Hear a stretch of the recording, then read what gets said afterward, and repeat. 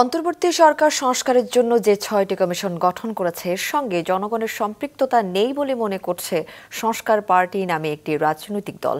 দুপুরে জাতীয় প্রেসক্লাবের সংবাদ সম্মেলনে নতুন এই দলটির নির্বাহী আহ্বায়ক অবসরপ্রাপ্ত মেজর আমির মোহাম্মদ আফসারী বলেন, ৬টি কমিশনের মধ্যে ৩টি একই ধরনের, দেশে কার্যকর সংস্কার আনতে মানবতা, বস্ত্র, খাদ্য, নিরাপত্তা, বাসস্থান, স্বাস্থ্য, শিক্ষা, পরিবেশ, বিনোদন ও যোগাযোগ ক্ষেত্রে ১০টি আলাদা স্থায়ী কমিশন গঠনের দাবি জানায় দলটি।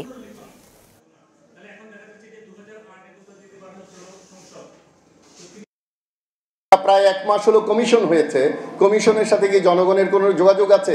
এটা স্থাপন করা দরকার। ৬টা কমিশন করা হয়েছে কিসের উপরে ভিত্তি করে? ৬ জন প্রধান বানানো হয়েছে কিসের উপর ভিত্তি করে? আবার এর মধ্যে অনেকে নারাজ করতে চায় না, এবং এই ৬টাই কি সাফিসিয়েন্ট?